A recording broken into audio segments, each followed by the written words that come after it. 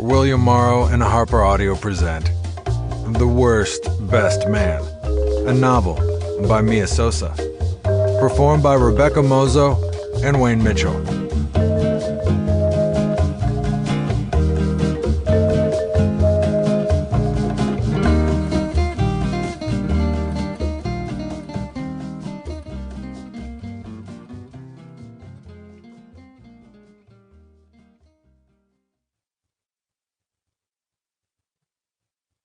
Prologue. The Stockton Hotel, Washington, D.C., 3 years ago. Max. My phone's text tone chirps like a robin, which fails to prepare me for the clusterfuck on the screen. Andrew, everything you said last night made sense, Em. Thanks to you, I can see the truth now. I can't marry Lina. Need you to break the news. Don't worry, she'll handle it with class. Going to disappear for a few days while I get my head straight. Tell Mom and Dad I'll call them soon. I'm too young and hungover for this shit.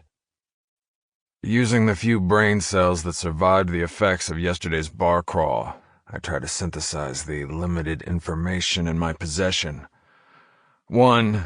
My older brother, Andrew, the quintessential people-pleaser, and a man who does everything according to plan, is due to get married this morning. 2. He's not in our hotel suite, which means he fled the premises after I crashed last night. And 3, he never jokes about anything. The stick permanently lodged up his ass prevents him from experiencing fun. No matter how I move them, the pieces of this puzzle refuse to fit together. Could this be a case of Andrew's dormant and terrible sense of humor suddenly waking up? God, I sure hope so.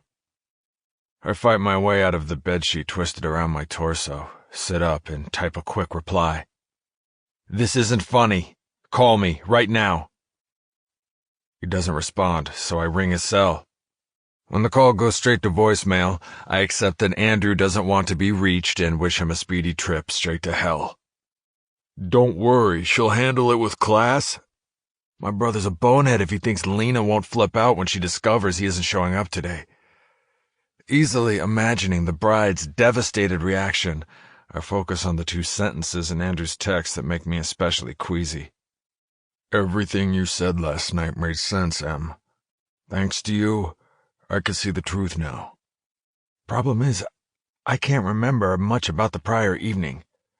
An entire bottle of Patron tends to affect a person's short-term memory, let alone recall what bullshit I may have said to my brother during his final hours of bachelorhood. If I had to guess, though, I probably claimed that remaining single was preferable to getting married and acted as if I'd thoroughly beaten him in the game of life.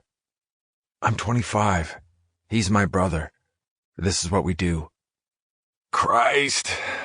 I flop back onto the mattress and contemplate my next move. Someone needs to clue in the bride.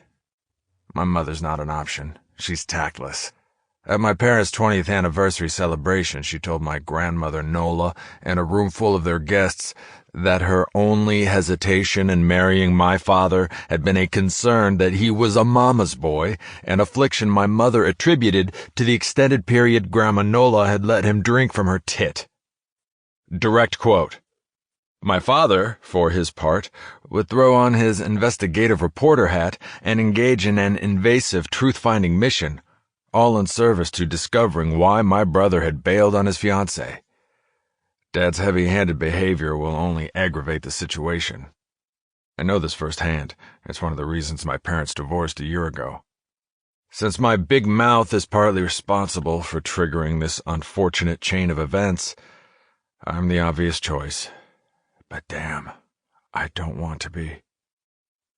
Massaging my throbbing temples, I drag myself out of bed and limp my way to the bathroom. Minutes later, as I'm brushing my teeth and ignoring my scruffy, red-eyed reflection in the mirror, the phone chirps again.